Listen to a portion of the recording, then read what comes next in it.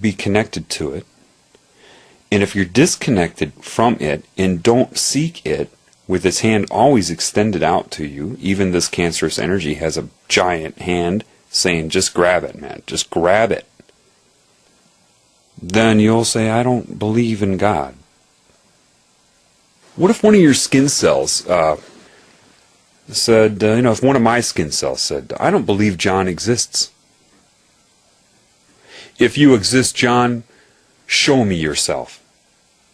Well, I can't, because it makes me up. I can't shrink myself down without shrinking it down. It can't perceive me in my full form from the outside to see me as a being if it's within my being. I can love it, send it nutrients, carbohydrates, proteins, electrolytes, minerals, oxygen. But when it's healthy, it just knows that. Cancer is induced by trauma. And that can come in various ways. It could be a virus. It could be UV damage to a cell. What happens there? The DNA gets so beat up, base pairs are removed. It has different repair mechanisms. Sometimes it's able to replace base pairs that have been lost. Sometimes it's so screwed up it undergoes what's called gross repair. It just starts putting them together at random. Normally the cell dies. But sometimes it creates what's called an oncogene, or this is how they assess it molecularly. Like computers, geneticists don't get it. If you take an advanced genetic course in university, you'll see that everything is explained to you either in math or structure. You take chemistry and it's all structure, electronegativity. The Creator put in my mind, there's an element right away. What's missing from the periodic table? Time. But anyway, electronegativity is the tendency of an atom, or the nucleus of an atom, to want to draw electron consciousness around it within a molecule. You see that with water. Oxygen would be considered an electronegative atom, and hydrogen's not. So when you have two hydrogens hanging off of an oxygen, and you have all the electron consciousness bathing it, surrounding it, seeing itself as I, the water molecule, it decides to allocate more electrons, or that consciousness, around the oxygen. Therefore, less electron energy is shielding the hydrogens. So they call it a polarized molecule, or polar. Positive charge by the hydrogens, and negative or more electron consciousness around the oxygen. Well, okay. So it's like magnets or magnetic attraction. If you start to get large molecules, they can start to have different... When you have proteins in your body, let's deal with the body. You have different levels of structure. They call them primary, secondary, tertiary, quaternary. Tertiary would be... Primary is just the chain. Secondary is the winding of the chain. Tertiary would be folding of the chain upon itself to take a shape. Quaternary would be different molecules coming together and being magnetically attracted to each other, like an antibody would be quaternary structure. Okay? Why am I telling you this? Because how does an enzyme then? An enzyme is a protein with a large chain, and chains wrapped around themselves to take a shape. Scientists say, well, there are different atoms in there that are electronegative, and they draw a certain amount of electron consciousness around themselves, therefore, making other atoms more positively charged as it appears. So any molecule that will come in contact with it will be magnetically attracted to the various components of that enzyme. Beep, beep, beep, boop, boop, boop, boop, boop, boop. Just a computer thinking that through. Then you have coenzymes that attach to the enzyme, like certain B vitamins that, because of its electronegativity, draws certain electronegative consciousness or certain electron consciousness around itself, therefore shielding less of certain parts of the enzyme. So because of that, changes certain magnetic relationships and it changes its shape.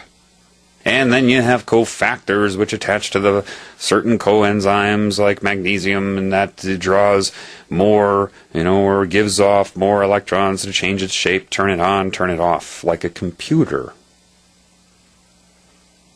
DNA multiplies because you have a helicase enzyme that starts to go anywhere within the DNA and open it up like a bubble and unwind it, unzip it. And then polymerase enzyme will attach itself to a certain codon and begin to move down that codon to transcribe RNA, which is then transferred to a ribosome, which reads that through electronegative attraction and transcribes an amino acid, which becomes a protein, which becomes a structure.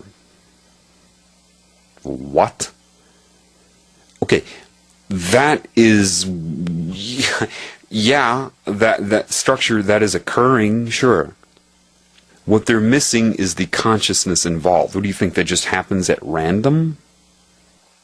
Meiosis and mitosis are just random acts of accidental attraction due to electronegativity and charge within certain molecules? What? And you actually have professors that think they know something, that teach this. The reason they think they know something is because they're only allowed to know that, and ridiculed if they don't, or if they don't follow that, so that they can brainwash other students and keep them from thinking. It's structure. And even the consciousness that runs it is structure. Let me give you a really good example of what I mean. Because, see, I could go on all day about this. Literally, I could have a 150-hour upload. I could go on about science, properties, reality, whatever, all day. It will do nothing for you. I need to give you metaphors. I need to give you the ability to understand what I'm talking about. So let me try to do that for you. I remember going through the pre-med major was a breeze for me. Did I get all A's? No. Sometimes I made the decision to do something else. But when I studied it, I enjoyed it, but I had nobody around who understood it. There was one professor who memorized a lot that I like, and he was a Jewish professor who always felt this need to challenge me. I know why now. But we still get along. We just last month we were arguing for like 4 hours about who runs the world and what's going on, back and forth, of course, of the Jewish thing, back and forth. I had intuition, he had structure. We end with a hug, of course, because he knew that I saw through that and saw what was occurring with him on one level. When I had him he was my physiology professor, but I also took clinical endocrinology with him. And I had other things going on. I missed 3 weeks of class straight. I went into his office, and the exam was the following day. I'm like, oh, fuck, I'm fucked, aren't I? Not because I didn't think I could do it. I just knew that the protocol of everything. You need to be here this long in order to learn. This is what I believe, that type of thing. But we sat down and had a heart-to-heart talk about life for about an hour, and I really appreciated that. He took the time to do that. I really did appreciate that. And he said, okay, well, the exam's tomorrow. Here's what you need to know. And he handed me about 3 inches thick of, information, notes, handouts, all of that. By then I knew that I could understand what I was looking at from a different point of view. I said, okay. I took it home and learned it. Didn't memorize it. I learned it, which allowed me to retain it. And I took the exam, and then of course he hands it back the following week, and he throws it down on my desk shaking his head.